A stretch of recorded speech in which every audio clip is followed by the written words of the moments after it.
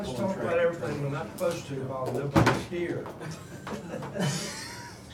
Let's tell dirty jokes.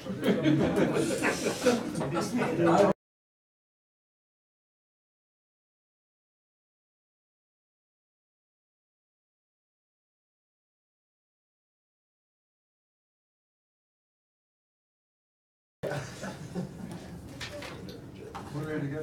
We are, sir. Okay, welcome to the December 11th work session of the Abington Town Council. Cameron, would you call the roll, please? I vote Mr. Bradley. Here. Ms. Quetch. Here. Mr. Webb. Here. Ms. Patterson. Here. And Mayor Craig. Here. Okay, first item on the agenda is public comments. And there's no public here. Are you public? No. Peanut gallery back there? Peanut gallery, that's about it. Okay, reports from the interim town manager, discussion regarding non-departmental budget memo. I believe, Ken, that's your item. Yes, at the last meeting, council members were asked to look over the list, make comments, I think send them in to Chuck. I believe he's gotten one. Mayor. Well, I got your phone call. Okay. Yeah. Sorry, sorry. So I would ask Chuck if you have any update on. I'm just waiting on the others, whatever y'all decide to do, but I mean, we can go from there. But Well, I was inclined the percentage. I think that was Cindy's thoughts as well. And you could, you know, leave the barter out of it. But I was inclined to a percentage. Across the board. In that way, everybody feels like, hey, I was treated just like. There are some of them I don't think we can cut. I don't think we can cut the incubator by contract. I don't know if we have other agreements or not, but you want to exclude those. Yeah, I want to exclude the I don't ones know that if we we have an got a agreement with the contract housing with. authority, but I did get the incubators already, Mr. Craig. I think it was, I want to say it's 32. Don't quote me off the top of my head without me looking at the form, but she's already turned hers in. Oh, okay, it's 32,000. It went up just a little bit than from last year, but it's been over 100 before. Yeah, So it it's, was 80 some year before last, it was 17 last year, so we got a request for an increase. But we don't have any choice in that. We have an agreement with the county, they share the deficit with us, so. Yeah, Derek, you had some concerns about cutting. There's a few that I really felt like we just couldn't cut, you know, but I'm okay with if we have a few sort of exclusions and then the rest of them we just make a percentage cut, that's okay with me. I'm okay with the percentage, leaving the barter out. I don't think we should cut the barter. We don't have to, we just send out a warning letter so they can realize, expect, that's all we're doing right now, and we can do what we want to when budget time comes. Sure. What percentage do you want the letter to say? Well, I think you gotta sort of have a goal there too. I mean, how much are,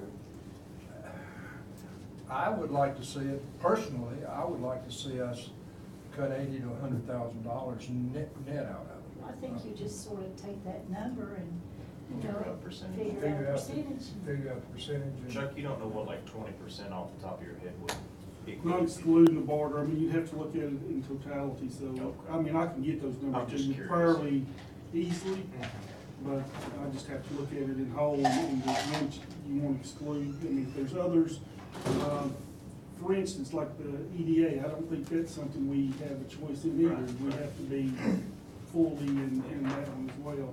And I'd kind of like to see which ones it is that we really don't have a choice over. Okay, we're not gonna have another meeting before the letter should go out. I think the letter should go out before January, most people think January. Yeah. So, I think if Mr. Benham would send out a letter with. could you all draft up a letter for us and send it out and have a council meeting? Yeah, basically indicating that council feels that there will not be room in the budget for any increases and maybe considering decrease in funding. By percentage across the board. By Well, I think we ought to give them some idea what that can. Okay. Just Yeah, I can do just that. a rough number, okay. Gotcha. And Mayor Craig, Mr. Vittum and I spoke this morning about the Veterans Park. That's kind of a different type of animal that we're dealing with too, isn't it, Mr. Vittum? A lot of the non-departmentals are different animals. Talked to Kevin just a couple of minutes ago, and we're gonna get together and discuss looking at updating the master plan for that park. A lot of the improvements that are being made, it's a town park, so the town benefits from the new bathrooms that are being put in and that. But I think the master plan needs to be updated, some cost estimates put with that, and then kind of a capital improvements plan to what will the council see going on into the future in return for the funding that's given to that park. Are you, Mr. Worley, are you gonna speak with Mr. Erie on that, or we're gonna just present that to the board, or what? I think what we were talking about doing was setting a meeting up. I think the Veterans Park meets tomorrow night. Yeah, it does. Or Thursday night. Thursday night. But I don't think we'll mention anything at that point. I think we need to have a meeting to discuss moving forward with the park, because, you know, it gets multiple funding from the county, it gets from independent groups, it gets money from the town. And, you know, if we channel monies through the departmental budget for specific projects to look at with the master plan, the future of the park, the future developments, it may take 2, 3, 4, and then kind of have a plan in years set out, so we know what it takes to get to the next steps and get those completed. You know, some of the money that does get contributed to the park goes towards the programs that we operate over there with the Veterans Day, Memorial Day, Flag Day, and some of those other things. We can look at doing that as a different funding as well. Might not hurt to bring up the master plan thing at the meeting on Thursday, Kevin. Yeah. And also the tree, the tree plan, you know, from Mr. Sigmund, we need a master, we need to kind of get an overall, that's for the veterans part of it, okay, an overall plan on that. So we'll have to treat that a little bit differently as well in the budget, however we can come to an agreement. I also received a biennial memorandum of understanding from the Main Street program, which is another one of those non-departmental. Wanted to take a look at that, but also there's a memorandum of agreement between the town and Main Street. And there are certain items that Abington Main Street agreed to provide. I'm not sure that they have provided all of those items on a regular basis. I'm glad you all, the staff is looking into that. I commend you all for that. We've had complaints about Main Street, just being honest, not doing what they've told us they've done in the past, and I'm glad you all. Hopefully we can get a little bit better understanding. And one of the things that they're supposed to have a quarterly report in person to the town council at a town council meeting. I'm not sure that there's been regular quarterly reports coming to. There is one, she made one fairly recently, didn't she, Cindy? Do you remember? I think so. Yeah, so we got one. Okay, anything else on non-departmental? Okay, discussion regarding proposed administration of annual leave, option 2, paid time off, employee benefits, and/or revision of existing employee handbook. I guess we've had 2 discussions about that, and we really haven't made any decision on what to do about employee benefits.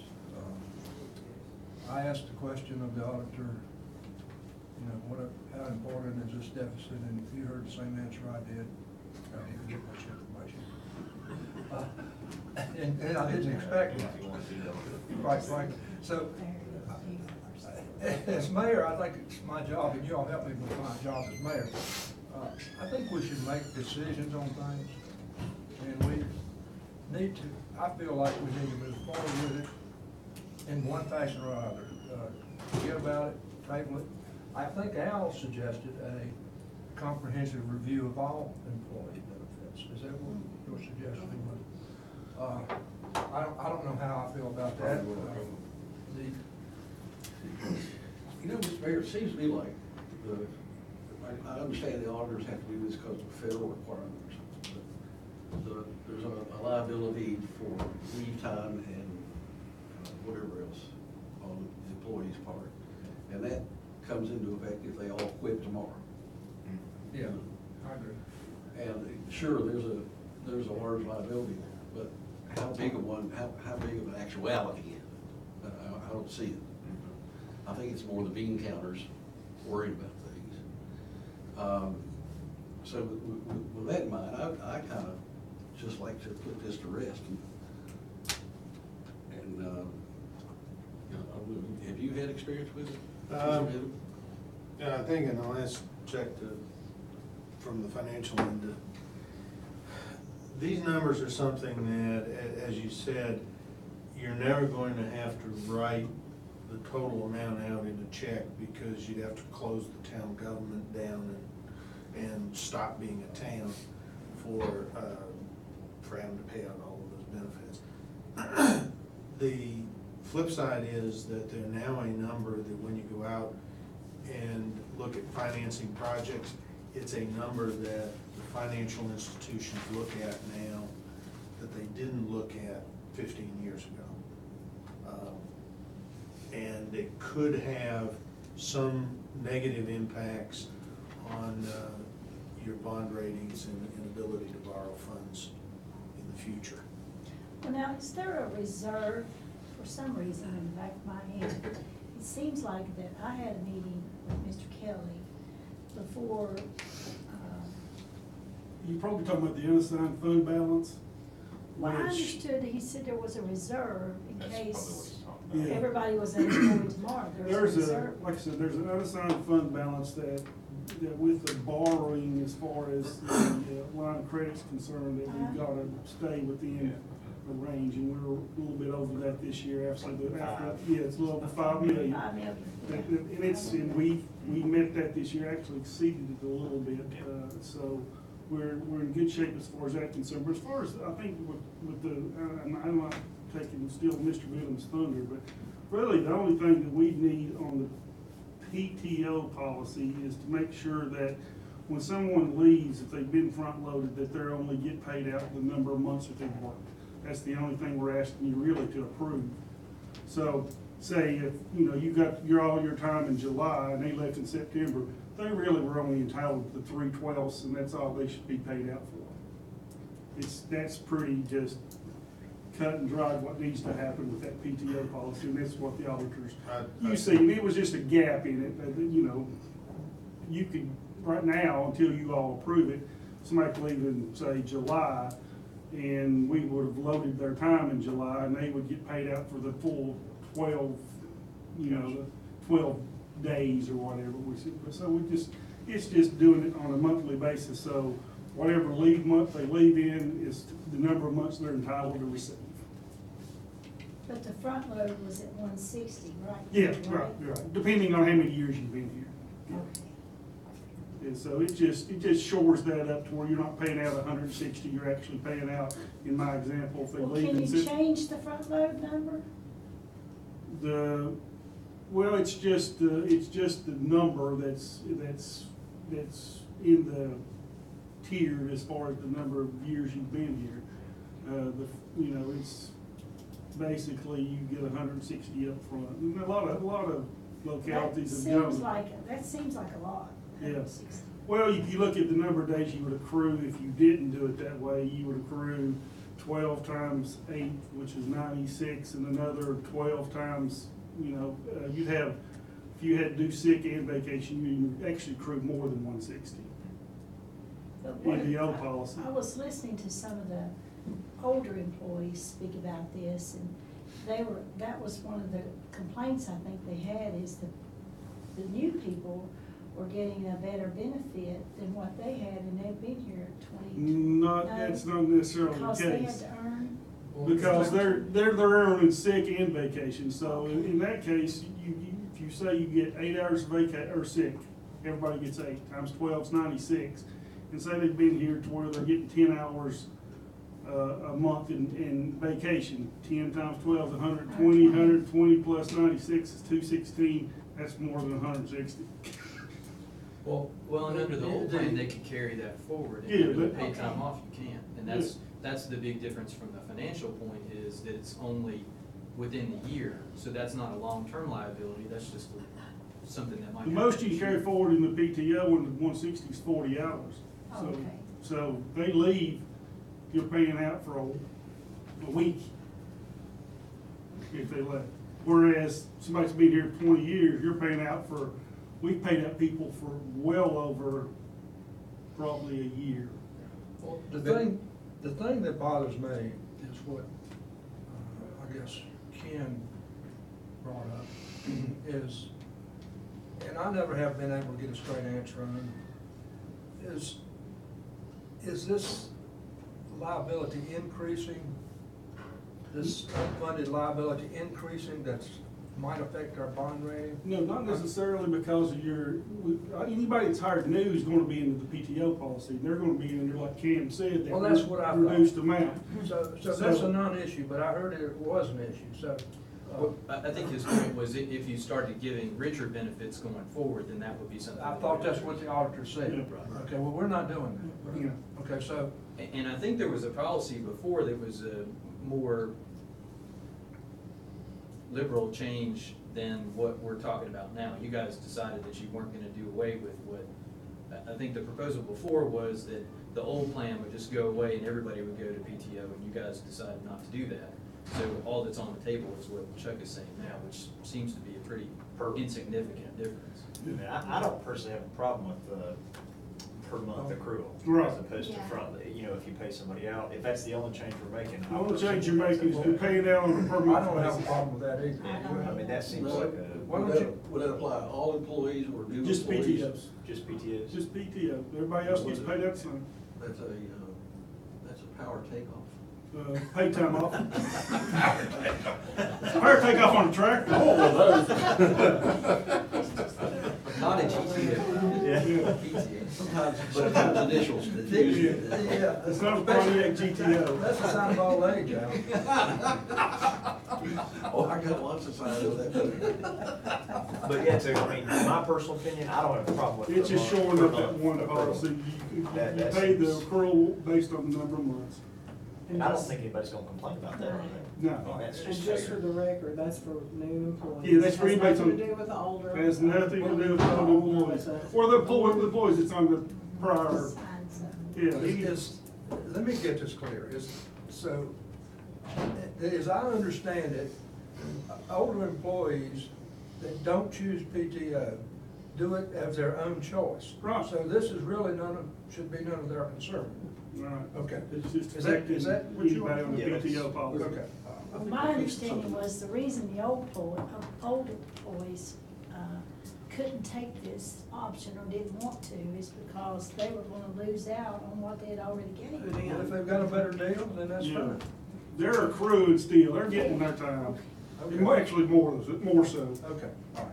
All right, are you all okay with them bringing in one simple change Yeah, back to the us? one small And change we on vote on it. it, we'll be done with it? Good. Yeah. Does that seem Yeah. okay with you? Yeah, I think. I'm gonna put a gold star by I'll put a silver one over here. Can We're done you- with that. Does that seem reasonable?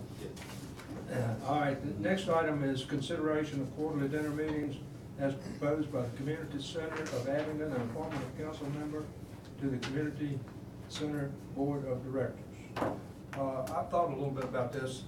I confess to you, the community center is near and dear to my heart because I've supported it and worked with Meals on Wheels and all that. But I don't think I personally want to attend a quarterly dinner. And I think we'd have to post a notice and do all of that, and personally, I am attending enough meetings already, in fact, Cindy is gracious enough to, and some of you all too, or attend when my presence might be needed, or somebody from the town might need to be there. I don't think we need to take that, it would be nice to socialize with board supervisors, but I doubt if they're gonna accept that offer either. So my opinion is that I probably won't participate in that, so how the rest of you all feel. I think it's an opportunity to connect.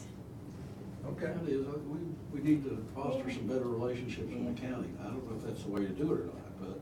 Oh, I agree with That'd that. be like a place to start from. Yeah. Maybe quarterly is, A little excessive. maybe twice a year. Twice a year seems. Twice a okay. year. Twice a year seems. You wanna respond back that we prefer once every 6 months? I can go for that. Yeah. Okay. How about appointing a member to the board? Could you explain Yeah.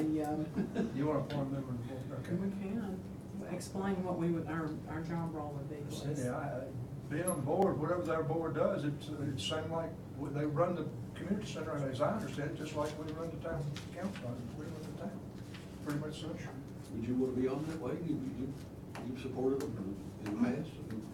Yeah, I'll be happy to serve on that board. I'm not sure, I think we'll think about something. Unless there's a county board member, I'm not sure, and this is just thinking now, it's not, I wanna hear what you all gotta say. I'm not sure it's too wise for the community center to become a town. I think if the town participates, the county should participate. Where do you all think? If they don't want a representative, I'm not sure we need to. Would you be participating as a town council member on their board? I don't love that idea very much. No, we wouldn't be participating. It would be like a town council member. Al's on the planning commission. He's just a member of that board. Sure, but that's a town entity. The community center is a 501c3, I assume, it's not. Well, we put government. somebody on the incubator board, but that's a 501c, so it'd be the same as that. Yeah, But we they're came not a together to council. create that, didn't we? Oh, that's right. That's not a council member, is it? I don't know. I don't have a problem with Wayne Craig, private citizen, being on the board, but I don't know about the town council actually physically. It actually says an Abington Town Council. So it's not a member or an individual, like you said, it says an Abington Town Council. Of course, if you give up your Presentation. council, position there, then the board Well, of they- supervisors wouldn't have to do the same thing, right? Well, They want to have Washington council County, influence, and That's that's why they want you on the board. It's a Yeah. question of why you want to be on the board. Yeah. I don't know that they've thought about what that means, and they probably haven't. They probably have. Yeah. I see your point. I'm not sure we've got anybody that's on the board that's not a council member by requirement that's, well, I was on the BZU board. That was by statute. Oh, okay. I don't know. I think maybe we should ask a few questions. Yeah, let's think about that. What do you want to, you want me to make a call to Natalie? And Yeah, why don't you discuss it with her and see what they're thinking? all right. Is that all right with everybody? Yeah. Okay. But we are gonna suggest attending dinners, once every 6 months. Do you know if the county's taken this up yet? or- No. That was kind of what my thinking was, that we needed to coordinate that. And I'll bring it up too, Al. I'll find out if she's invited the county or. Now, they've got the county listed on that. That what you Yeah, just said, okay, listed all right. the county. But we don't know if they're. Discussion regarding amendments to town charter. The last meeting, we brought this up, and I believe, my recollection of, this is just keeping things going. My recollection is that, we couldn't do anything this year, and we hadn't, really decided, whether we wanted, what changes we wanted to make in the charter. This is regards to appointed council appointees, how many council appointees we want. So, floor is open for suggestions.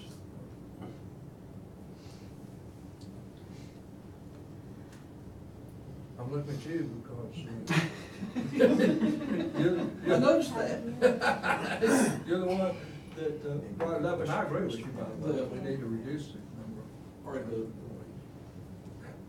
the charter is ambiguous in regard to the fire chief and who else, Wayne? The fire chief is a council appointee, the assistant fire chief is a council appointee, the police officer, the police chief is not. I think that's inconsistent with your mouth.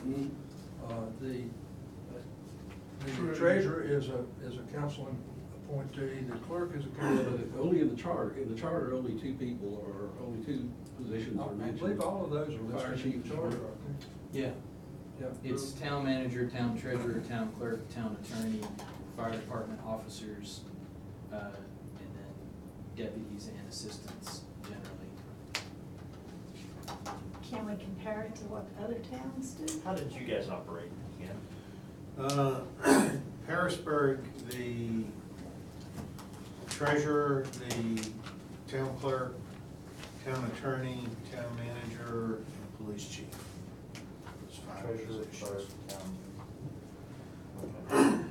I poked around a little bit yesterday, and I looked at Christiansburg, Appomattox, Front Royal, Smithfield, Pulaski, Richlands, maybe somebody else in here. And basically, everybody does it the same way that we do it, minus the fire chief.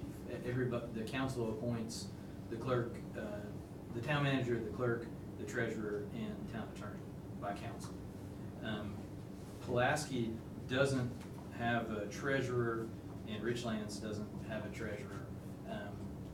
But basically, everybody else does it that way. There's actually a statute about appointing the fire chief, but it doesn't say the council shall do it, it says the locality is supposed to do it. So I think your idea generally would be that you appoint town manager, town clerk, finance director, treasurer maybe, and then the town manager would appoint all those other ones. And I think that's basically what Pulaski and Richlands do. But it seems like the vast majority appoint, all the council appoints these main offices.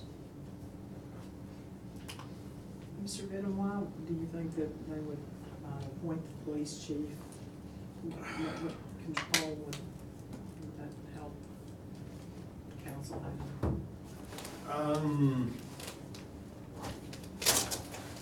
I'm not sure that,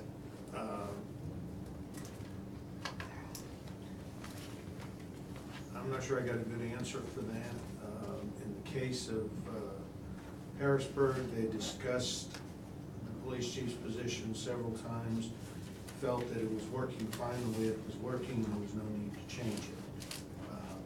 I think traditionally, at least the town manager works for the council, the town attorney works for the council, and the town clerk serves as clerk of council. So those three positions, I think, are almost unanimously appointed by the town councils. Some localities use the treasurer appointed by the council. Others have a finance director that would be appointed by the town manager. And then with the police chief, a lot of them, the council appoints the police chief. Some, the police chief is hired by through the town manager. It can go either way on that. And just so that I'm clear on the appointed position of the treasurer by council or by town manager, why would you appoint by council and why would you appoint by town manager? I mean, my opinion would be to watch it closer on the council side, I guess, I don't know. Well, the difference is, Cindy, that if the council appoints the person, the town manager can't fire him. He doesn't have the power to fire him. That's the basic difference. Is that the only difference? And we don't have we don't have the wherewithal to keep up with. Yeah, Yeah, what did you say? We don't have the wherewithal to keep up with. Now, when they hired Mickey Newman as town manager, he was made town manager, treasurer, clerk. And then he was left to delegate as much of that as he wanted to. And that's kind of the way I think it works best. Well, we have kind of, right now, Al, as you well know, we have a hybrid system because we have given, and I don't know the legality of this, Cam, do you? Have you read that resolution that we passed where they have supervision over these people? Have you read that resolution, Council? I don't think so. What we did, we had severe problems with council appointees. Everybody needs to understand that. Because it opens a door for meddling by council members, because they're our employees, we can fire them.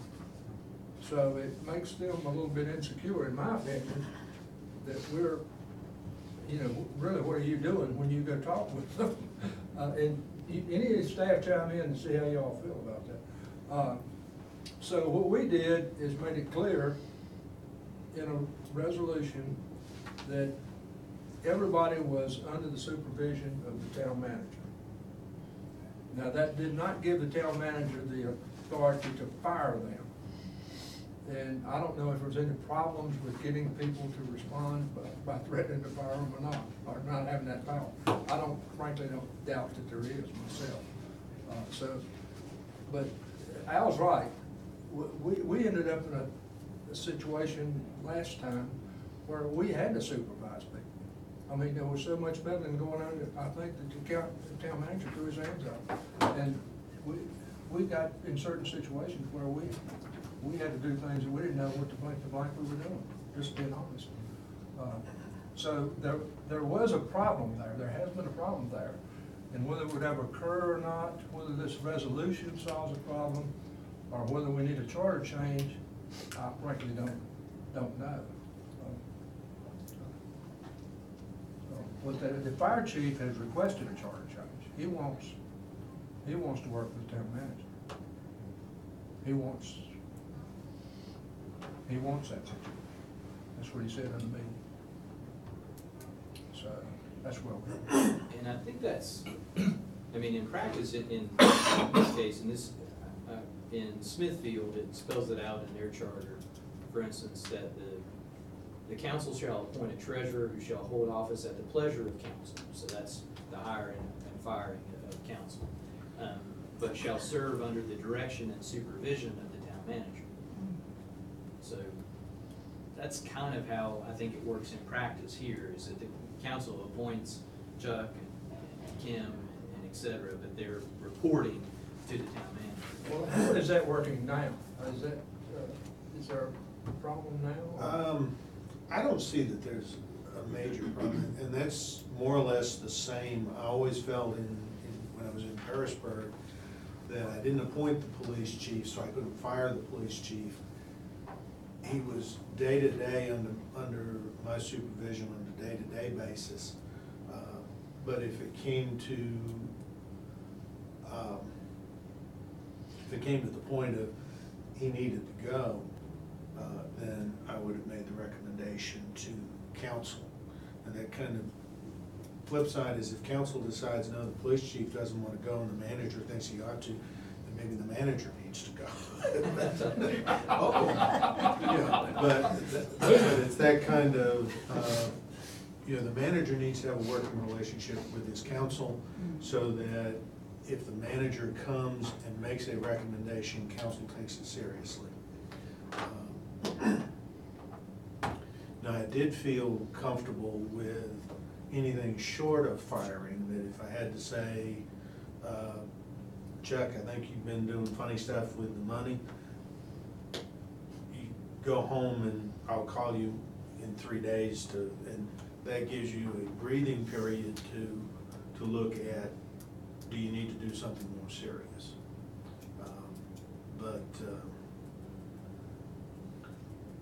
I think it's rare that you're gonna have a situation like that.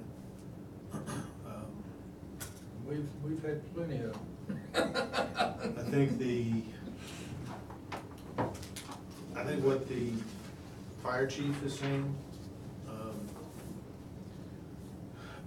may make some, I may agree with what he's saying, that may. Well, why don't we do this? Let's sleep on this for another month and come back and make a decision. In the meantime, Kim, would you look into that resolution and see if it's powerful enough or it has enough teeth to do what it needs to do? Would you and Kim discuss that? Sure. And can we ask Chuck also how he feels, since it sort of involves him? Well, yeah, How do you feel? it involves Kim as well, so Yeah, you can Kim. have Kim has some input too. How you feel? My thoughts on it, and I don't have, I mean, you've gotta work with the town manager no matter what, cause you've got to work together for the good of the citizens, you've gotta manage a budget and whatever, so, as far as the resolution, the way I understand it, I don't have any problem with working with the town manager. I guess personally, and I don't care to throw this out personally, say you all appoint a new town manager and he's got a good buddy that's it's a treasurer, finance person. If I don't work for the town council, they can just say, whether I've got clean audits, good budget, whatever, they can say, well, we're bringing in, so-and-so with us as a new treasurer. Don't like that too much. Just being personal, I'd rather you five tell me you don't want me than one person to come in and say, you're out the door. That's me personally. I think part of it also is whether or not the council appointees are covered by the personnel policy or not. A lot of times, the personnel policy does not apply to council employees, so they may not have the same access to grievance procedures and that normal. The intent of what we did, I don't know, and that's why we need Cam to look at it. The intent of what I thought we did, and now you can, or Donna, you all can chime in, that was one of the reasons we did that, was to put everybody under the personnel manual. Plus, we don't really qualify to do evaluations, Right. because we don't really see the That's day-to-day right. operations. And that's exactly right, but we were asked to do evaluations, and I had a problem with that. I think we got rid of all that, but, that's my impression. Do you remember, Al? Do you remember, Derek? I don't remember the specific wording, but I remember the But do logic. you remember the Yeah, intent? I remember The the same logic way I being did? exactly the Yeah, same. and We I had this believe very it had to do discussion, with yeah. evaluations also. The way I understood it was, like you said, that the town manager would do day-to-day supervisions, would do evaluations, Right. would approve your time, would do whatever. As far as raises is concerned, you all threw that into the same lump. Everybody gets the same if you're going with a COLA or whatever, regardless whether you was a council appointee or not, and then just, if he don't like what I'm doing, then he's gotta come to you, and the five of you's gotta tell me to go to the house. I think your council appointees don't necessarily fall totally under the personnel policy, for instance, with grievance. Council is not involved in the grievance procedure. It's a supervisor, town manager, and then a grievance panel. And so therefore, town clerk wouldn't, if she went through the grievance procedure, council evaluates, but council's the ultimate firing authority. So I think that, those council appointees don't necessarily fully fall under there may be certain parts of the personnel policy that are extended, the same leave, the same vacation time, and a lot of that. But when it comes to, I know in the case of the manager is an at-will employee, that it takes 3 votes of the 5-member council at any given time to change managers. you know, there's not really a fallback to a grievance procedure to get your job back the way there would be for most manager-appointed Well, positions. what would happen in that case? They just serve at the pleasure of council, and if you're displeased with them, then they're, get voted out, that's it. Okay. Maybe we're fixing something here that's not broke. Hmm? Maybe we're fixing something here that's not broken, you know? If our resolution is. Yeah, like I said, I remember the resolution being so that we didn't have to evaluate people because we're not Yeah. there in their office every day.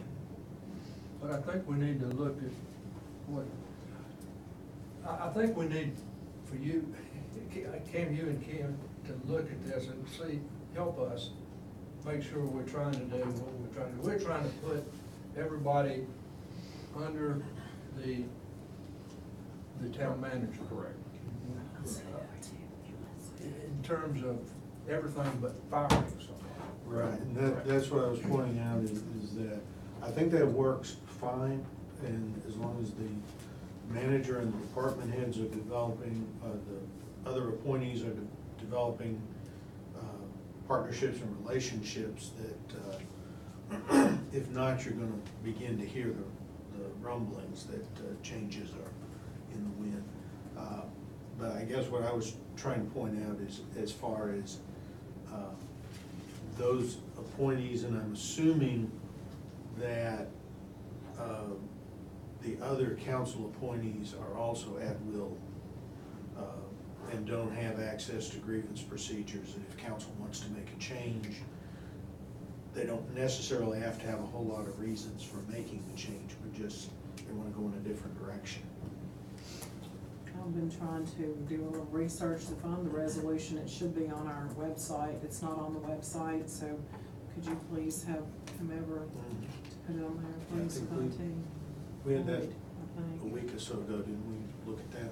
So we'll get that and get it out. I mean, the Could issue would be. two of you all, or staff, try to help us determine give us what information you can as to whether we got, like Al says, whether we, if it ain't broke, don't fix it, or whether we need to fix something. And the issue And what would we be need- just sort of as to the. Excuse me? The issue would be just the hierarchy of the charter to a resolution. So if the resolution couldn't amend the charter, but if the resolution is just sort of the gloss on how you're handling it, then that probably is fine, and I'll take a look at it. All right. But Is that all right with everybody? We'll Yeah. take it, put it on the Makes agenda. sense. for If next it came to month. the extent of actually amending the charter, then you can do that by a really complicated voting election procedure that the town involves itself in, or you can just have a public hearing, but it does have to go to the legislature, and it does have to go to that Right. next session, and it does have to get implemented and that sort of thing, so that's a pretty detailed. Okay. Yes. I've been involved with the legislature. All right. Well, now, we didn't include Ken. Ken, do you want to make it? I think we should. since it I'm involves- perfectly fine with it. As Mr. Benham has spoke before, and we've talked about it with our department heads, and we all need to be communicating, and as long as we're all communicating, I think it dilutes it if you get information from each department head the same as you do as each appointee. If we can get it to one central location, things are gonna keep moving. That's my thought. Well said.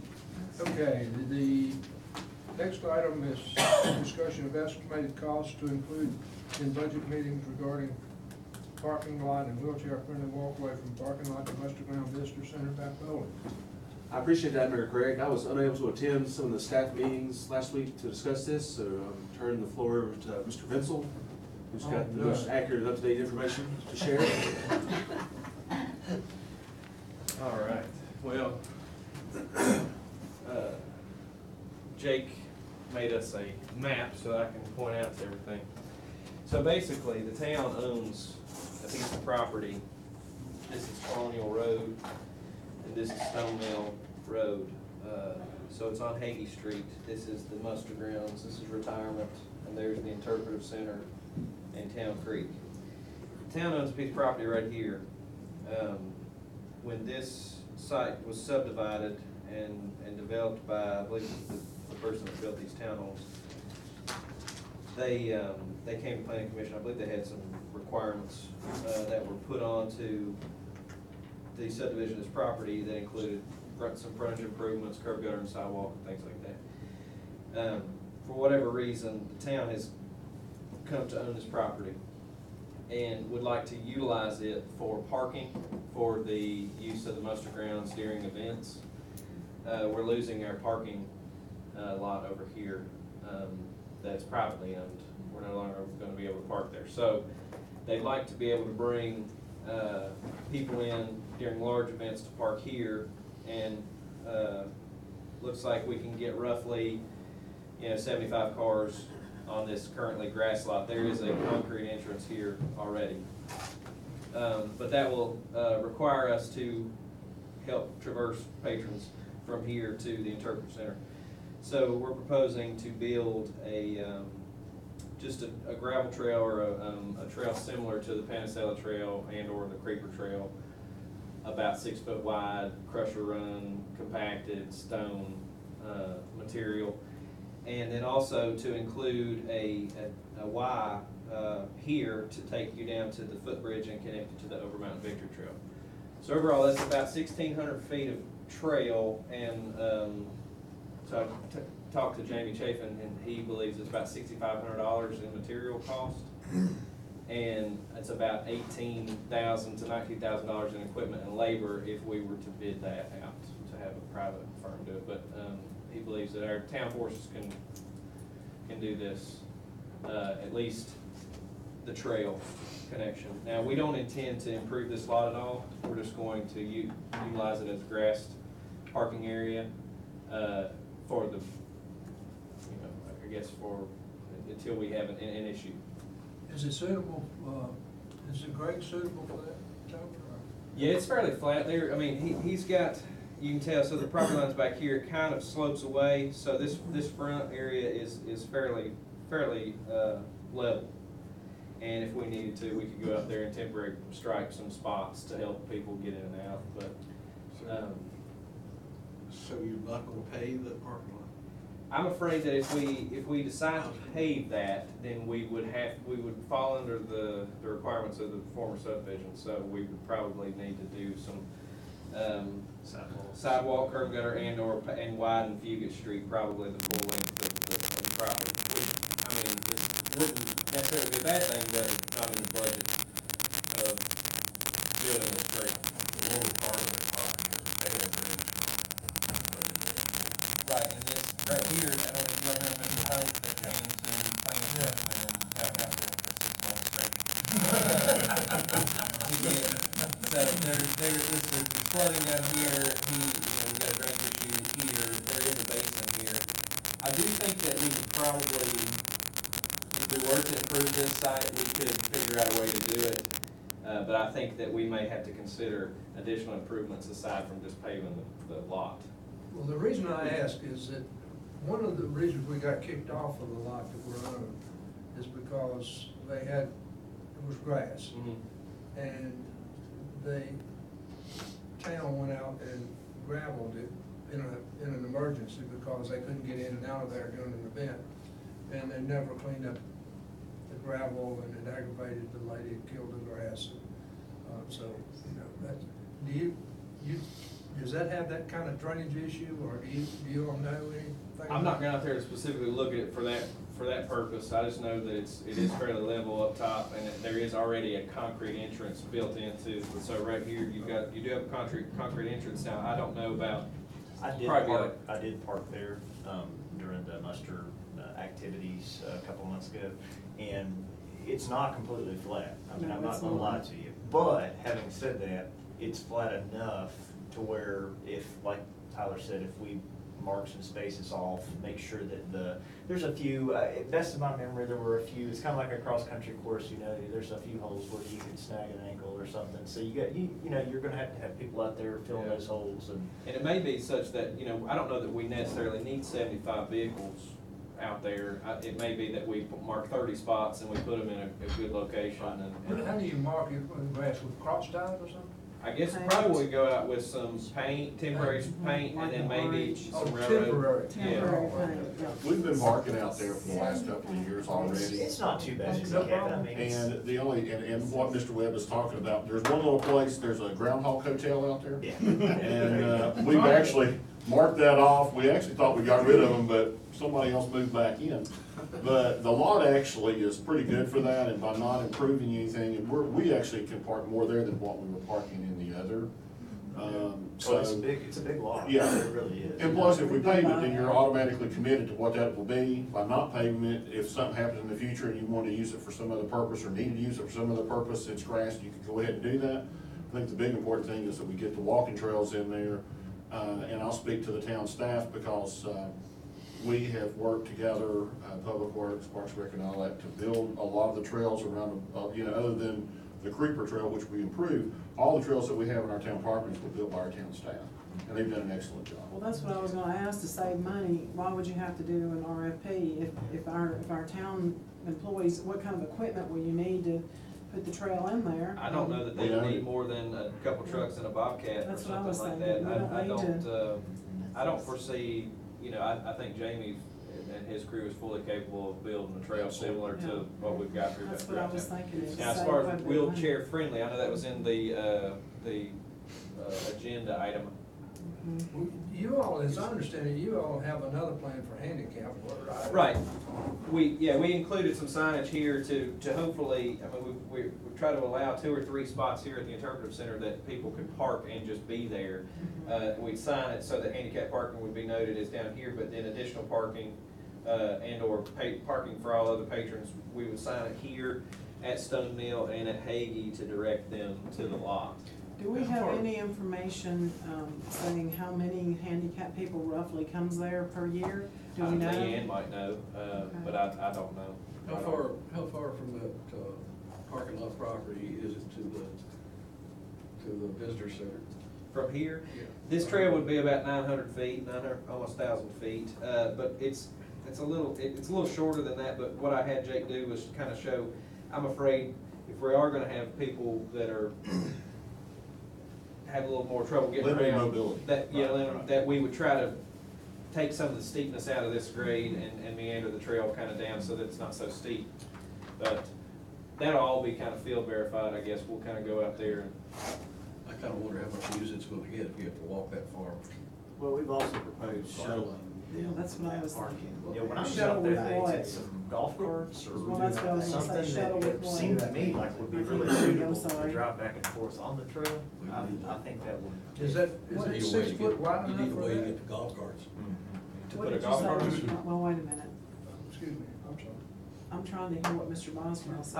I was just saying, we've also discussed the possibility of shuttling, limited mobility people from that parking lot Yeah, back around off of Colonial to the front of, the building. do we have a means The of Coombs Center, shuttle? the Coombs Center has a van for that. Is Okay. that correct, Kevin? They do have a van for that. We talked about, particularly on your days when you have a lot of people out there for your events, Mhm. possibly using the van at the Coombs Center to shuttle people. My question was, is 6 foot wide, is that adequate for that? That's what I understood the plan was. Is 6 foot wide trail adequate for that? I mean, that's the typical trail width that we've had, that they've put in everywhere else. I would say 2-way foot traffic, yeah, but if you had people, I mean, we've got the urban path terminates and begins here. People on bikes may try to ride down. I'm talking about using the Coombs Center van. Oh, the van, Oh, the van would they have to would- bring them oh, around. They Yeah, park yeah, in the yeah. lot, and then they would shuttle them right Yeah, to the. yeah, this would just be, Oh, you might could take a golf cart down it, but. Yeah. What Okay, about when what- the school buses, when the school buses?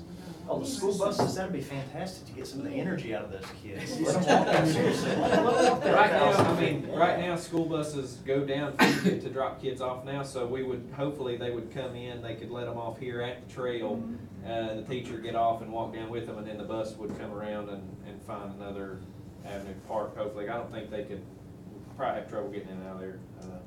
the school bus groups currently right now come down Frenchport Boulevard at the incubator, and they park, they come into the cul-de-sac, and then they walk from the cul-de-sac all the way up to the interpretive center. Plus, So- the traffic is stopped during that too, I mean, so. And the nice thing about that right there, that's very limited traffic Oh, in yeah. that whole area, so. Tell them, what is that blue spot you got over there? What is that? Where? Oh, this right here? Dance pad. This right here is an idea of relocating the Breckenridge cabin to that spot. Why did you leave that out? That's Well, I was getting to that.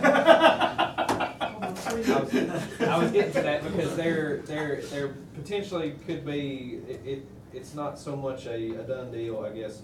And I'll let Jason maybe speak to that and. Well, the Breckenridge cabin is currently sitting, I think, at wastewater in a storage container.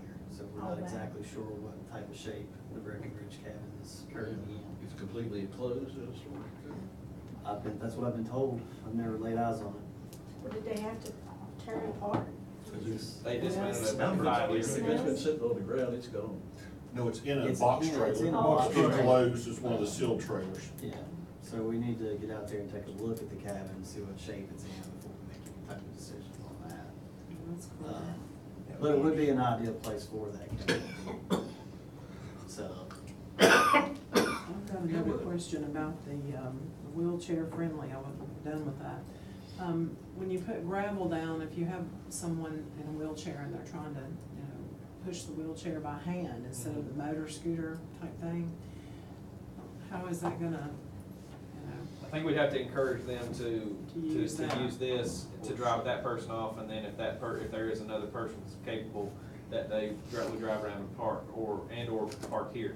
There may be certain days that this will be a compacted trail with some fines in it, so on a really good day, had 2 weeks of dry weather, you may be able to push someone up and down that trail, but I would say if it gets wet or rutted, it might be are difficult. you containing it with landscape timbers or? I would say it would only be, I don't think so. I think the way that they built the Panacea Trail and the idea here was that they would basically cut about 6 inches out the width of the blade, and then they would backfill with the stone, so it would be at grade with no real defined edge. You might put some handicap signs on that property where the parking is, additional handicap parking space available. That's- At the interpretive center, At the yeah. interpretive center. The Thank you. trails get compacted pretty well. There's a lot of people on wheelchairs that use the Creeper Trail. The trail over at Munchkin Park, trail around the Film Center, and it's the same concept. And what Tyler and his group and Matt and the group have done will be excellent to put that in. I'm just trying to think of every little thing. I should leave that to you guys. What do we need to do here? Al, we need to, the council needs to do whatever it needs to do to get this project moving. So you all need to tell us, if you need money, or what do you need to, because we've got to have this done before next September. So if there's any engineering or whatever that you need to get back to us quickly. And you also, before April. April's when they'll start their season up. Yes. And if you do allow us to move ahead with this, it also hinges on DHR approval as well. All right, what do you need from us? You got a bridge to build too? No, We'd like money. it's existing. That'd be good. $6,500, is that what I'm hearing? If we do it ourselves, I think that's what Jamie is proposing, $6,500. Yeah, for just material costs for the trail itself, yeah. And then, we've already got some temporary striping paint, things like that. So you might have some, we didn't price the signage, so I don't know what, do you have any idea, Matt, for handicap and parking signs? How many signs There's are three parking signs and a handicap parking sign, with arrows. $600-800. So, $7,500. And Chuck just made a really good point. I think I have enough money in my historic properties budget to get that done for $6,500 plus Okay. maybe signage, We'll get Matt throwing the signs. depending on, Is it depending on the okay? quotes that You'll we do get back signs on for Saturday. HVAC. Morning. They need to be retrofit. It's done. I think the other All thing, right, it sounds like the only thing you need from us is our, Blessing. Blessing. Okay. And I Get think, my I mean, blessing. and maybe something, yeah, the cabin may need to be kind of decided later. I don't know. if- Okay, I would say Well, I at least. think we need to be all checking to see what kind of shape it's in though. Yeah, we definitely need to take it. And if that's an Hey, appropriate let me know spot what you're for putting out, I it. want to see that bad boy, Yeah. seriously. I think the other thing to point out, that by doing the 600-foot extension, that connects your urban path Yeah, into the. I was gonna say, see, I run that. I run the Creeper Trail all the way out the urban pathway. I end up there, so. I was just gonna say, I commend you. That's awesome that it connects to the Over Mountain. Now, I've already It arranged may this be that we would idea wanna make by that one DHR, wider to so- 10 foot to allow for bike and ped. Yeah. You know, at some point, I don't know, or maybe we decide to do it now, I don't know, but, if you. My suggestion is do whatever you're gonna do now. Yeah. Yeah. Yeah. And then 10 foot's okay with me, I'll tell you that. There, Mr. Boswell had something to say about. Yeah, I was just gonna DHR. say, I've already ran this proposal by DHR. They're very receptive, very positive about it. So I think once we give them this and a materials list and any ground disturbance that we're gonna do, then we'll get feedback from them. And we'll just try to- But can you give us a report on the cabin in January? I don't know if it's gonna be that soon. Okay. We got a lot of stuff going on. I'd like to get out there before then, but I don't wanna tell you yeah, and then Okay. not be able to get out there. When you do that, like, I'd like to see it too. I know, right? Yeah, That would be if cool. you would tell the council, so whoever wants to go, I'd like to see it. We do hope I'm that looking maybe forward to by seeing it too. then we'll have some numbers for conditioning the retirement. Yeah, that's our big thing. We've gotta get retirement condition, or we're gonna end up having some major problems. We've already got some problems, but we're gonna have major problems if we don't get conditioned space in there. Okay, it sounds like all you need from us is, go ahead, Derek, are you okay? You have my blessing. Cindy? Yes, absolutely. All right. Thank you. Good night, for it. Tyler, that's a good Thank you. presentation. You're welcome. Thank you.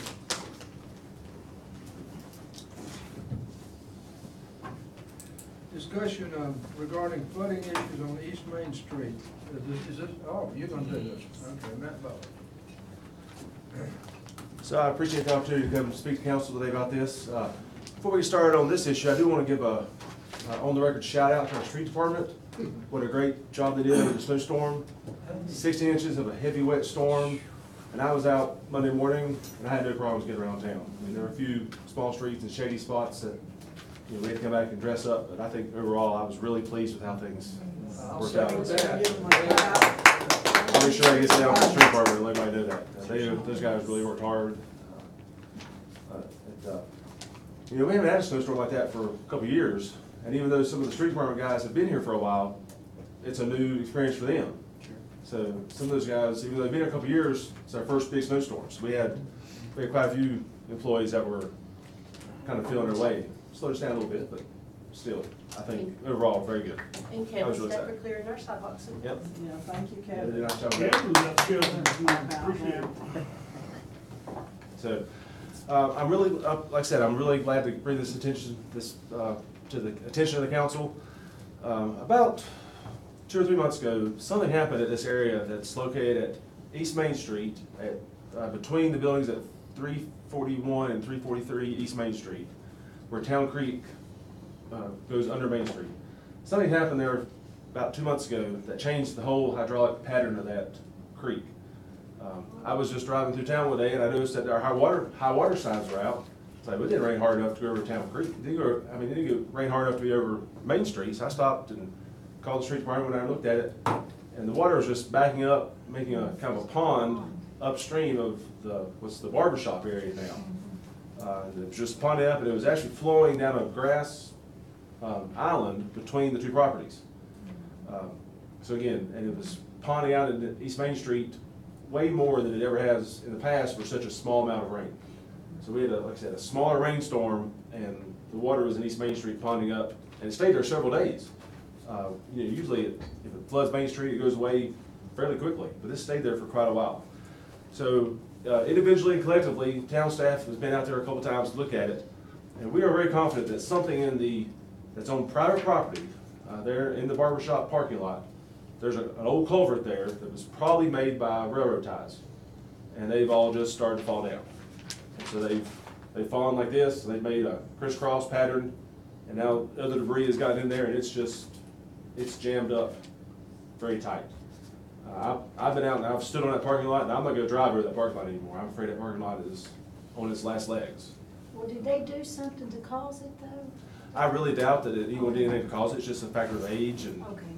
uh, It looks like in the middle there, it looks like they did something though. well, I will say about a year ago, the property owner came to me and said, he expressed concerns about the status of that parking lot. And as a gesture of goodwill, the town loaned him some steel plates. So the steel plates that are in the parking lot right now were donated by the town as a gesture of goodwill to put off any issues of collapse as long as possible. So the fact that it's still open now is probably part of that, probably because of that Band-Aid. Okay. So again, There's no sinkhole in there that you all can tell. you can see small holes that are going, that you can peer down into the asphalt and see down through the asphalt, but nothing like a large sinkhole. So, like I say, it's If it was a asphalt's sinkhole in the ground, it would be great, because all the water would be going there. for this area. So, again, we've met with the actual property owner, the Cardwells. We've met with them. We've had a few other property owners in the area call us and say, express their concern about what's going on. We see that changes have happened. Most of them been along the lines of what's the town gonna do about it? And that's why I wanted to present this to the council today, and at least, I think it's important that we're all are on the same page, just moving forward. We have a few options out there. First thing is, again, I firmly believe that the issue is on private property. We could say it's on private property, and it's not the town's responsibility. If you're a property owner, it's yours to maintain, do so. I'm hesitant to do that because I do feel there's enough issues there that if something does happen, it's going to affect East Main Street. I don't know exactly how or what's gonna happen, but if something happens to that parking lot, we're gonna be affected. So a do-nothing option, although maybe reasonable, is maybe not the best option. We need to do something in the short term to fix the flow of the creek. I personally am worried that this is gonna really necessitate the removal of a portion of that parking lot to really get in there and find out what the problem is. I think we're gonna have to take out a lot of that paved area or gravel area. I believe the issue is right in the center of the parking lot, so you can't really get from either side. You can't reach in there with some equipment. It's too far for a man to crawl in there and start hauling stuff out. It's gonna be open cut that parking lot, take out the debris. So there's a short-term fix that we have to get in there, and we're gonna have to really take out this parking lot to really fix it. That leads to another question: should the town just do enough to get the creek flowing like it should be, or do we want to go back and totally do some sort of repair to that parking lot? And thirdly, I would say it's time that we start doing some planning for some sort of long-term solution. I want to present a couple ideas I have of that a little bit later. Tyler's got some pictures shown on the board. This is upstream, so you see how, I think you can see how high the water level is. The white building on the right there, that's Mr. Cardell's building where the barber shop is located. I did learn that barber shop is open 3 days a week, Monday, Tuesday, Wednesdays. He goes to North Carolina and trims hair on Thursday, Friday, Saturdays. So, not a high traffic area, which I think is probably a saving grace for us right now. Upstream, you can see that the water is quite high. If you go to the next picture, the other picture we have, this is on Main Street looking back up, and you can see the water level is quite a bit lower. I don't know if you can tell, but there's a tire right there that's falling. That's falling. So there's a pond on one side, and the water's just trickling through on the other side. So I think it's pretty obvious there's a blockage there. And I would venture a guess to say that the whole culvert is built like this with stone walls and railroad ties on top to span them, is my guess. I think it's an excellent guess. And it's not dammed up completely. There's still a lot of water that's going through, but obviously it's slower than it. Slower. If you stay in that parking lot, you can almost hear it. It's like so it's like under pressure. It's almost pressurized, like shooting through that whatever blockage is under there. You can always hear it shooting through there. But if it rains hard for 2 or 3 days, or even one day, you're gonna have a mess. Or if all this snow melts. There, Matt, you can tell right there, there's where you said the grass strip. Right, that's a good It's coming, point. backing up, and it's coming between these two properties. Yeah, it's going down a little grass strip, goes to Main Street, comes down the girl out of Main Street, and then it ponds larger than normal on Main Street, then has to flow backwards to get to the culverts that are in that parking lot. So it has to flow, the pipes are here, flowing this way, the water's gotta go backwards, go down, and then go through the pipes. So it's really not a hydraulically a good situation at all. The town doesn't have any easement in there or anything to? No easement across that property, no sir. Just what's in the street right away, which is pretty much where that fence is, the lower over there. Maybe you should see if we can get an easement, so, for those two property owners so we can work in there. That's a great segue to options, I appreciate that. I'm sorry. No, that's good. You're still listening to me, We, now, not you. we planned that earlier today, so. My recommendation is that the town use our town forces to go ahead and clear the blockage. I think that's important. I think if we don't, I'm afraid something catastrophic could happen. My recommendation is to not repair the parking lot now. If we have to take the parking lot out to get the creek to flow, that's our responsibility, is to make sure that no damage happens to our streets or adjoining properties. If the property owner wants to come back and try to do some improvements after we get the blockage out, that's on him. That's his decision to make. I strongly suggest to the council that next year's budget, we include some engineering study and some plan preparation to do a long-term fix for this area. I think it's important that whatever we do in the street needs to coordinate with whatever happens in this parking lot, and vice versa. Whatever happens in this parking lot needs to work with what's in the street. They don't need to be at conflicts with each other. We need to make sure that it's a consistent answer there. Again, so next year's budget would have an allocation for the engineering study and the plan preparation. Fiscal year after that, then would be budget construction. We'd have a good idea of how much the cost would be. That would give the town staff time to research some potential funding options, just from different ideas. I think there's maybe some FEMA money available. I think there's some Mount Rogers funding for issues like this that are available. I've had a lot of negative feedback, unfortunately, from VDOT. This is not a project that would qualify for any large VDOT funding. Maybe a revenue sharing, but that would just be 50-50. But it's not gonna score well on their safety improvements or their smart scale or anything like that. So VDOT funding is not likely for this area. So those are my recommendations. Things that I want to make sure the council and all the staff members are aware of is, if we're going to private property, that is not strictly consistent with town policy. We get a lot of calls about drainage and flooding issues. I go out and look at them, and 95% of them are on private property. And I have to say with as much sympathy as possible, I'm sorry, that's on private property. I'm not even allowed by law to go work on private property with town money or town forces. Someone is gonna say, you helped Mr. Cardwell in this, why aren't you helping me? So I want the council to be aware of that. They're probably going to get some feedback along those lines. In my opinion, we can certainly justify that because this is a natural water course. It's not like it was in a subdivision that was changed, built up. An analogy would be Country Club. When we went in and did work there, that was not a man-made water course. That was all changed when they built Country Club. We came back and retrofitted that. This is, town creeks flowed here forever. This is a natural water course. In addition, if we don't do anything, East Main Street's gonna be affected. So we really need to step in and do something. So we have really two very reasonable justifications to change our standard policy in this case. But I did want council to be aware that someone's gonna say, you help Mr. Cardwell, why aren't you helping me on my private property? Cam and I talked this at least a little bit. If the town does get involved, we do open ourselves up to maybe some potential liability. That's just, I can't put into words what that might be, but once we get involved, you break it, you buy it. So if we're involved, people will say, if something does happen, then, well, the town did this, now they're liable for it. If the town got involved, we need to look at that. To me, that's really all set though with the potential impacts. If we don't do anything, I think we're actually more liable. If this happens, something catastrophic happens, and, you know, we may be more liable. You know, I don't know exactly what the ramification may be, but the property owner, the cabinet shop next door may come back and say, well, you knew about it, and now we're flooded. They're a new business too, they just. They put a lot of money into that. They put a lot of money into it. I mean, Lot of that's- money. If Main Street falls in under that creek. That's right. And that could easily happen during a major I flood, believe I'm it. sure the world could. Yeah.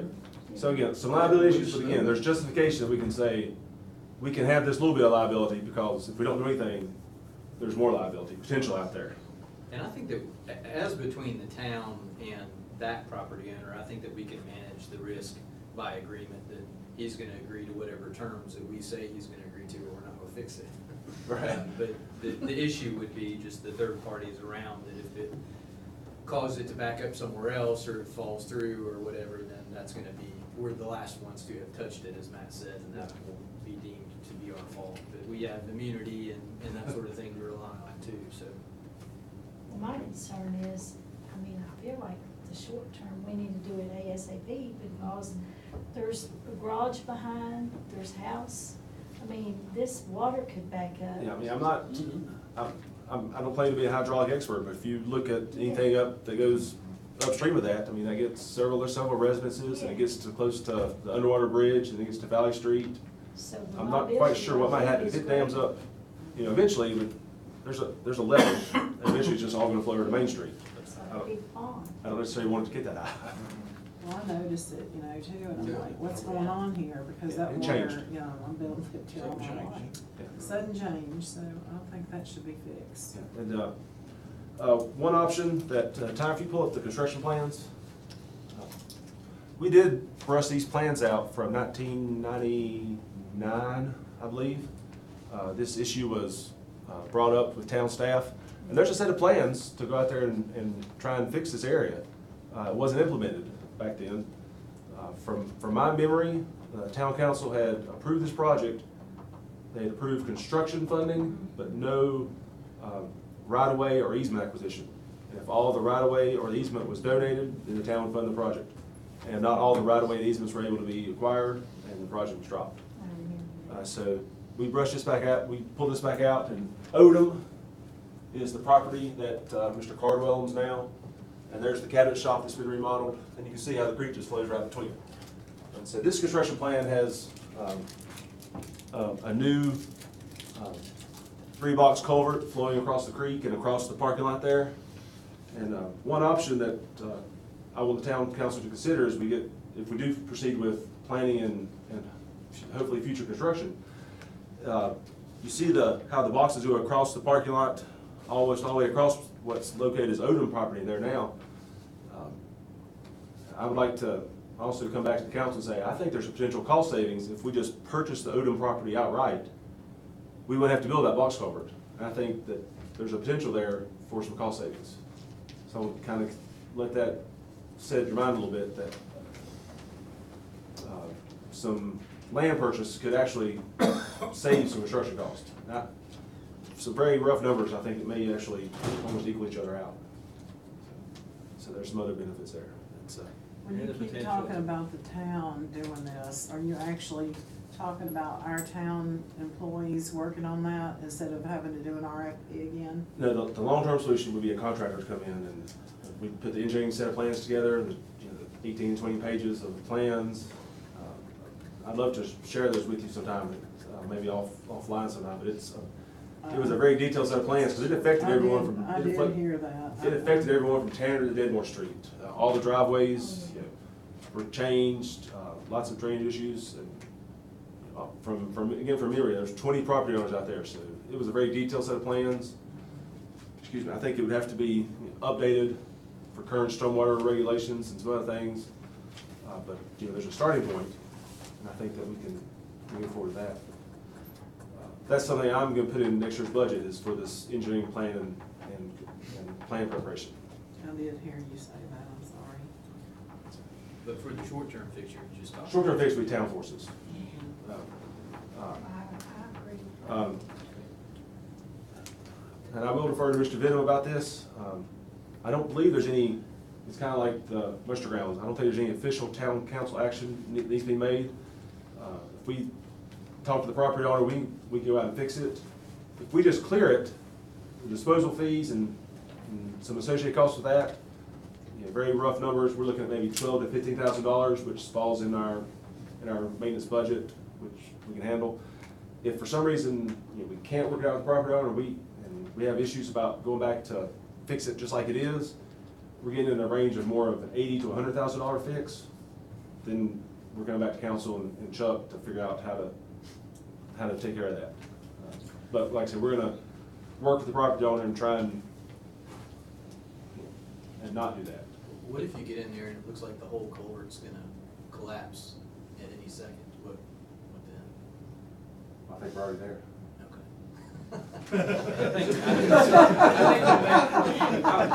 To clarify what Matt's saying is that the $12,000 to $15,000 fix is to just rip out the pavement and the culvert and create just a channel Yeah. right here to allow water to flow, and then we would put a fence up right here, and then he would only be able to utilize this piece of Okay, his that's parking what I was lot. gonna ask, so it's blocking that one. Yeah, so- Okay. Go back to the picture where the chain or the metal fence is there, we might just have to Yeah, either chain link or maybe the black fence can be extended. right from this. He's gonna lose, corner. if we just do that, he won't be able to utilize all his parking lot.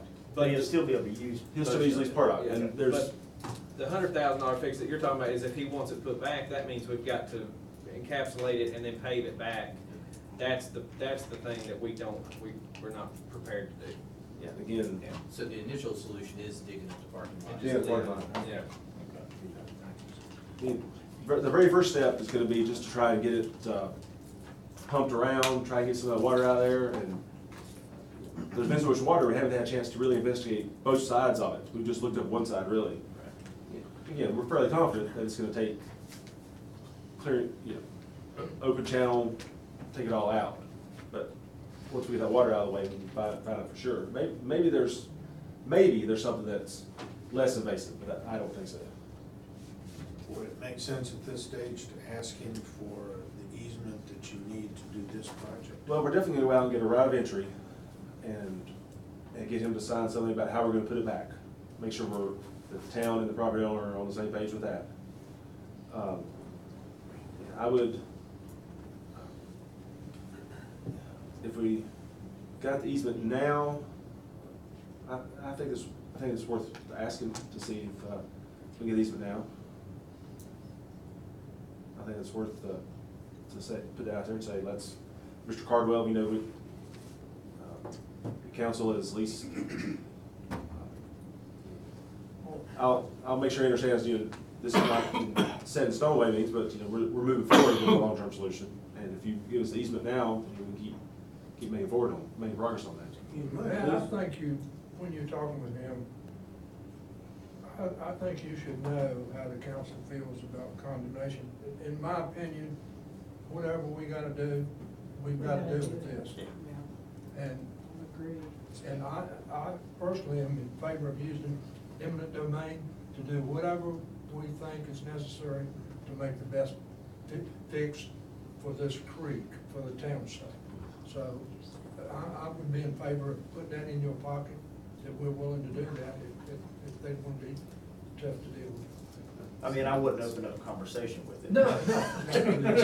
I'm checking. I'm thinking he might not be that adverse to losing part of the parking lot because he's No, I not don't think he'll getting 15, 20 customers at a time coming in. It's one or two. Yeah, I mean, it's anecdotal evidence, but I mean, You can't really park in that part of it anyway.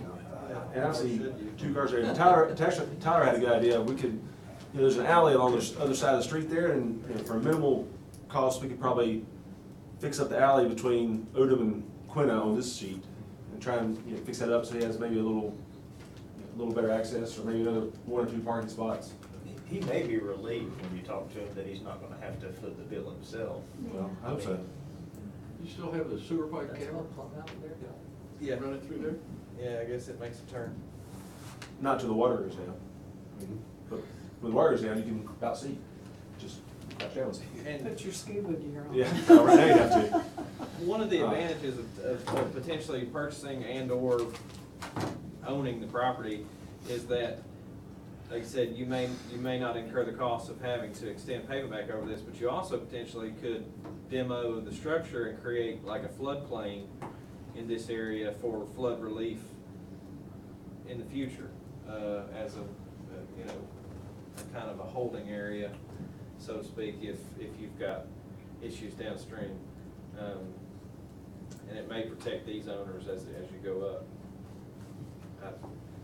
Yeah, and again, I'm not an expert, I'll put Tyler on the spot a little bit. If the stormwater permit now, if we're encapsulating that much more of additional part of Town Creek, we'd have to mitigate that, and could that be a potential mitigation factor? Yeah, I would think, I mean. Potentially. Potentially, most of it's already currently in a culvert, so I don't know that we would have to pay, in order to cost to mitigate it, but there probably would be a permit and associated with building that box culvert, for sure with DEQ. Just encroaching the creek, taking it out, we may have a lesser involved permit process by just creating a channel instead of a culvert. And if we do move forward with a long-term solution, again, we would definitely have 2, 3, maybe 4 public hearings, public meetings. You know, we'd get a lot of input, definitely for that people that live in that block between Tanner and Deadmore. Make sure everyone, we want to make sure everyone there has buy-in to this potential improvement. If you go, I found it interesting when Mr. Cardwell first called me about this and we started looking at it. I went back to the town GIS and looked up the FEMA flood maps and overlaid the 100-year storm on the map. If it's a 100-year storm, Tanner and Deadmore's underwater. The whole block is. So let's hope we never have a 100-year storm out there. Did you know there's a spring under Miss Clark's house? You know where Miss Clark lives, about a couple houses up, where the parking lot's gonna be auctioned. Right here. Right up through there. There's a spring under her Really? house as well, so there's plenty of water there. I just thought I'd tell y'all, just in case you didn't know. Well, next question, time frame. You know, I have people approach me about this about every day. Mhm. Time frame, short term. Yeah, if the, like the muster grounds, if we get consensus from the council, we'll have town forces out there as soon as weather permits to start doing some work out there. At least maybe trying to get a pump around, get the water down a little bit. Yeah. I'd have to schedule with our street department about when we could really get in there and start doing some work. I need to talk to Mr. Cardwell, probably the cabinet shop next door also, to make sure that they're okay with at least our temporary short-term solution. But it would be, I'd like to see it within 4 to 6 weeks. Because there'll be a rain in March, and spring rains start coming. I don't want to be out there. I'm worried. Yeah. Well, if you get in, if we can't move with the property owner, I'm willing to call a special meeting with town council anytime. I appreciate that. I feel like this is almost an emergency. It is. I agree with it. Yeah, it's, I wish I could tell you what the ramifications may be, but it's really just a wild card. I mean, but if that culvert falls, I just can tell you it's not gonna be good. I don't know exactly what might happen, but it's nothing beneficial is gonna happen. But again, yeah, I don't think there's any council action. I just wanna, like the muster grounds, just, I just wanna make sure that staff and elected officials are on the same page as we start moving forward on this. So I appreciate that. Thank you. I appreciate it. And certainly if you have any questions, if you think of anything later, just let me know. I'll be happy to answer it for you. All right. Okay, the next item is discussion regarding zoning ordinance update. Jason Boswell. Thank you, Mr. Mayor. At the last council meeting, the zoning committee was formed, established. Staff immediately met with Aaron Sizemore, who is the executive director of the Mount Rogers Planning District Commission. Aaron is offering their services to the town to assist us in drafting new zoning ordinance. And I'm needing some money. How much? Well, Mr. Banner was nice enough to let me know that council already has $5,000 allocated for code updates. Mr. Sizemore is saying that 10,000 total to do the update, run 8 months. Working with the committee that was established, and we're talking about presenting bi-monthly to the planning commission, not to overwhelm them since we are starting the comprehensive plan. Does bi-monthly mean once every 2 months? Yes, sir. Okay. We don't want to overwhelm planning commission. They're gonna have enough Yeah, I on their understand. plate for the comprehensive plan. That's a lot, yeah, I understand, that's a lot. But, you know, they are experts. They have 6 regional planners on staff. Actually, Mr. Sizemore himself wants to lead this project, which I think is very nice and gracious of him to do. So I'm just looking to allocate that money to. What do you need from us, $5,000? It's already in your budget. It's already in. For town I'll council use updates. 5 For this code fiscal updates. year and then 5 for the following year. So we don't need to do anything like that, you just need to include the other 5. It's in your budget, yes, sir. It sounds like a great situation that have already done it in other places, and we won't really have to reinvent the wheel. Absolutely. Pam is absolutely correct. They just did Marion's. You can take a look on Marion's website. They did a fantastic job on it. And our zoning ordinance update is way overdue. Amen Yes, to it that. is. And I want to commend this council for taking some of this on that we haven't been. Yes, sir. That we haven't done, and commend the staff also, and commend Mr. Benham for bouncing all these balls around. I think that we make a great team, and I want to say thank you all, everybody.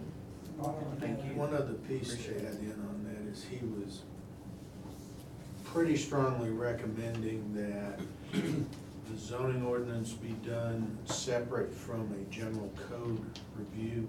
Right.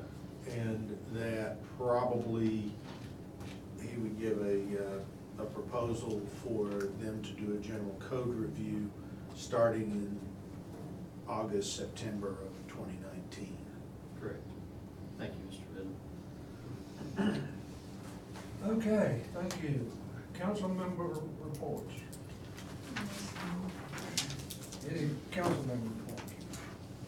Just going to the regular meetings like I'm supposed to, and I had, something I wanted to discuss, if you don't mind. I don't see anything, items not on the agenda here, so. All right, go ahead. May I speak to that? Certainly, you go ahead. Okay. I was really excited when I heard Mike Pullis talk to us at our council meeting with the Department of Historic Resources. And I just want to make sure that we address this and get this ball rolling too. The grants that he spoke of that we've not been able to get because we haven't been applying for them. There's pipeline mitigation coming in the future, and these grants for historic properties are there and reachable and obtainable. And it just sounds like he wanted to hand us the money.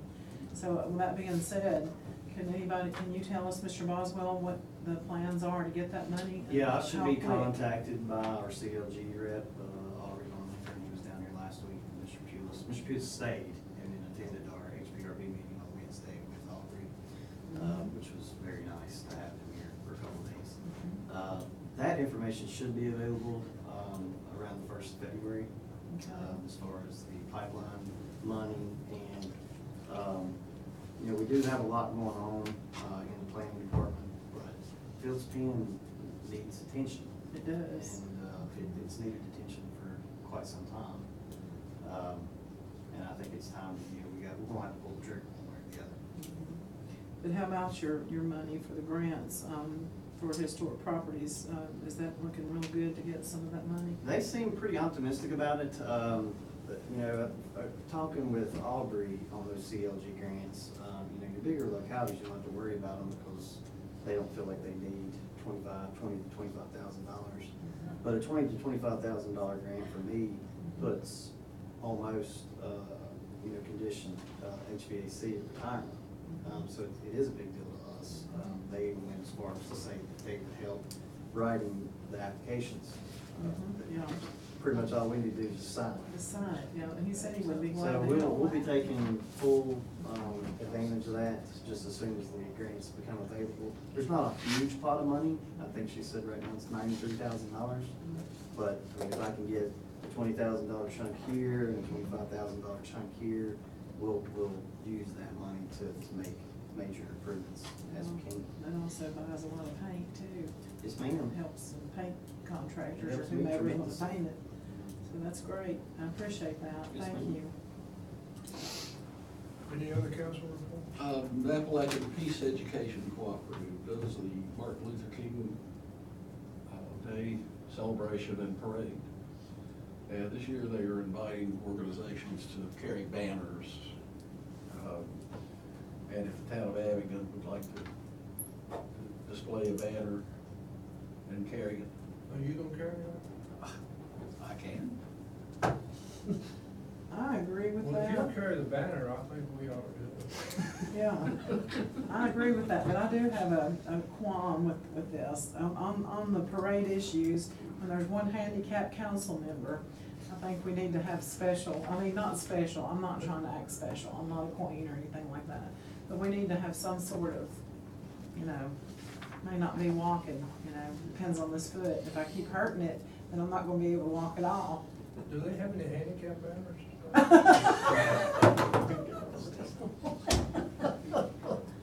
So you can ride with the police car, too. Where's my crutch? Here it is. Wayne said, Wayne? don't blame us, Wayne said. Okay, I'm not using physical force, guys, that was just a joke, okay, I don't want that to get out. I'll put you on the back of a pickup truck next time and we'll just drive you down there. Yeah, because I feel like I was like isolated in the Christmas parade by myself, and I'm like, I don't wanna look like I'm better than anybody else or When having you got there, I was special like, needs, but, I feel you. I'm You're like- fine. I'm like, everyone else is in the front. I'm the only one there, it's like, so I kind of felt, isolated. I tried to walk, I really did. I walked from, let's see, the Cleaners to Fields Pen, or to, not Fields Pen, Lord have mercy, to Penfields, Penn Stewart. Penn Stewart, there we go, yes, thank you. And then I walked all the way down Courthouse Hill, but by the time I did that, I was done. He said he had to bump you with that trolley a couple Yeah. of times. You were slowing him down a little bit. We had a blast with Derek's suit, that was the reason. Wayne is wearing it next year. Yeah. That's Well, all. I had a blast too, but I'd like to be with the council. Yeah, I wanna see that. You're not gonna see that. I am ordering you a matching suit. What do we need to do, anything, to get your banner? If the town has a banner or can get one in time for the Can food, then staff do that? I don't know, it's not even a requirement, but if you wanna do it, then. Do you all wanna do it? I do. I think it's I do. Can somebody get us a banner? Kevin, you? A banner or a car with some How type about, of, Kim and I'll work on that for you. All right, you know, all right, cool. Get us a What is the banner. lettering date on for the it? car or something like that. I think they actually walk in this parade, am I wrong, Kevin? I don't Yeah, think- they walk. It's just a from- walking, From, understood. Yeah. So, And, Well, Baptist that's my horse Church. up there, I guess I'll have to walk my horse. Keep to it, the Methodist Church. keep us appraised and maybe some others will walk. Derek loves to walk. I do. Yeah, we had a blast. And I've got a green suit too, we can. Council, there's only one other thing I know we need to do. I think Kim's going to want us to schedule a January work session. Okay, get your calendars ready. I did wanna add, Kim, are we gonna be gone January 8th. during the council meeting? it's the 7th, the Monday night. Yeah, but we'll You'll be be traveling traveling that to Richmond That's right, that so we night. need to reschedule We that. need to That's move right. that? Yeah, I just figured That's I'd true. mention that, cause yeah. All right. You just want to move the council a week? You want to move to the next Monday, since that's our It's regular? gonna be the 14th if you move it to the next Monday. I hesitate to tell y'all this, but I'm gonna be in Disney World that next week. Well, do you want to move it during the week then? Let's start with your what day off? Well, that week's actually a good week for me. I don't know what time we'll be, we could do Thursday, is that what you said, Thursday night? Cause I think we're traveling Friday to Disney. I don't have much you Thursday. Thursday's not a particularly good day for me. Oh, okay. I could arrange to do it if I have to. We could do it Wednesday night, do you think we'll be back in time from the,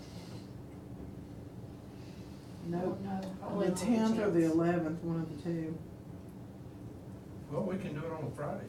Yeah. Friday the Like the 11th. Friday, I'll be gone, I'll be in Disney.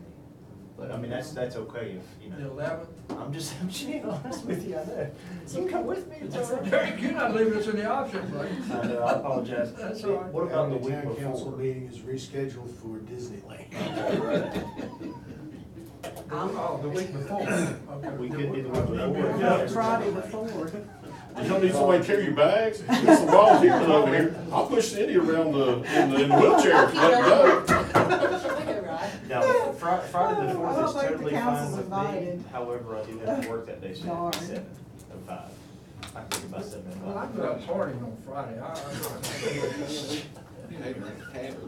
Y'all wanna do it Friday? Friday, Friday's I right. can be here 7 to 5. Friday at four, on the Friday at 4th. 7:15? Is that right? Friday the 4th, right? 7:15, Yes, That's fine. council meeting, all right? Now, when you wanna do the work session? Don't You know, go let on me the get week of this the first. 14th, we're going to the week of the Did you say 21st? 7:15? Yeah, 7:15. I'm still doing the calendar thing, Wayne. All right, Hang on. Said, be sure you got your silencer on it. I do, I've got it on. I'm in silence. So 7:15 on Friday the 4th. Okay, I got it. All right, next. The week of the 21st, what's your day off? The 22nd, I believe. 22nd? All right, you wanna do a work session at 2:30? 2:30 work session, 22nd.